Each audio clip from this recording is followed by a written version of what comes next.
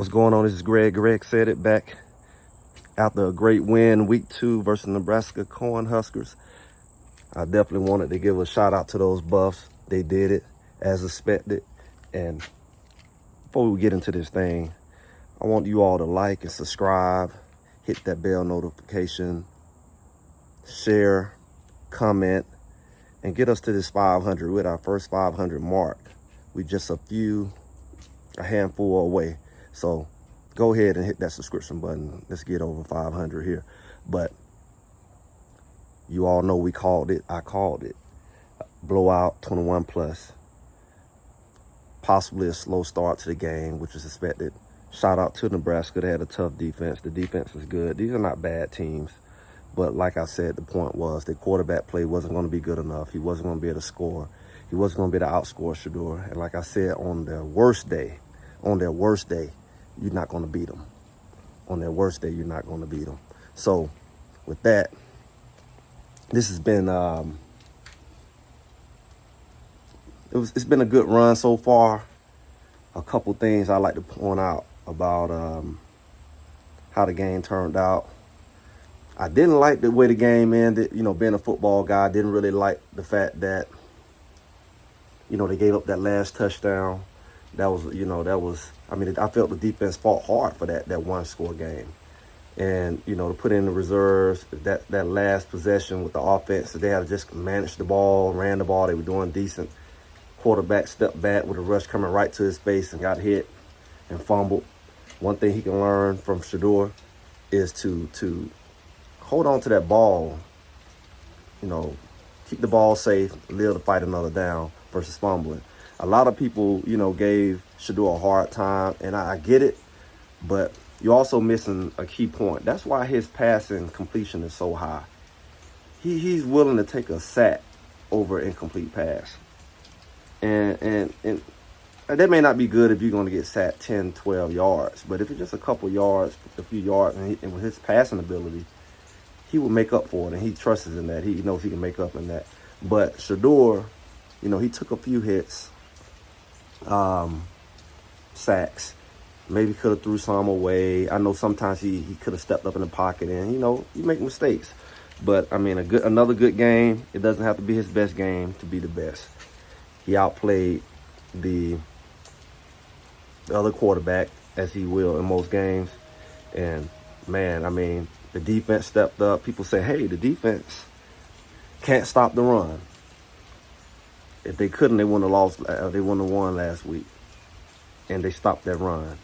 And like I said, you know, if you look at my community, you look at my Twitter and things like that, and that's why I have a chance to put in a lot of comments throughout the game, leading up to the game. TCU line was better. People gave TCU a hard time.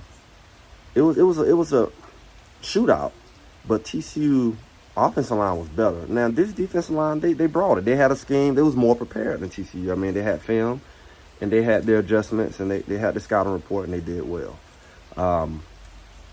I think that Nebraska deserves that much, but you're just not going to come into Boulder and outplay the Buffs at home. You're not going to do it. The altitude, the fact that they're going to be in better shape than most teams. And as you've seen, I mean, you can play a half, you can play a quarter, but you're not going to play 4 quarters with these guys. They're in great condition, and that home field advantage is going to be a problem for USC.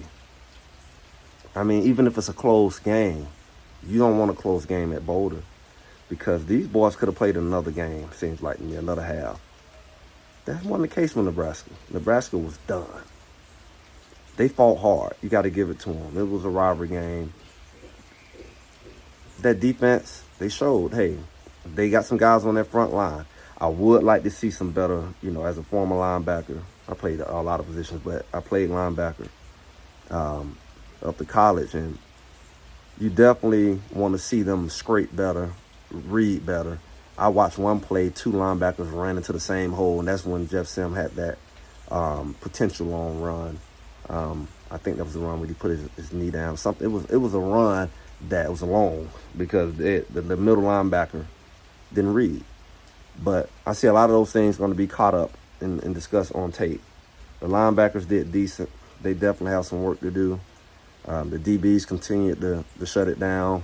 The safeties had to come up and make a lot of plays, and they did. They made a lot of game-saving plays, or at least some big plays. But man, I hate that last possession happened. I think the defense was in a bad spot, and the reserves were in, and they fought, and he got a little shoestring catch at the end. But that's just me just being petty, and just being, hey, I think 34-7 looks better than 36-7 looks better than 36-14. Still, my 21+ projection. You guys gotta love it. I think we've been spot on. I can't say it's gonna be an identical game next week. It's probably gonna be a bigger blowout. It's gonna be at home again. There's no way Colorado State is gonna play as tough as Nebraska. Nebraska, like I said, they have a pretty decent defense where they can stop you from scoring. And CU definitely took advantage of a lot of the turnovers, that kind of like what TCU did last week and some. They took advantage of the turnovers and kept the game manageable into the second half, and they kind of pulled away. Offense kind of kicked in a little bit, and that was that. The blowout was there. The reserves came in. We did see some emerging players like I predicted.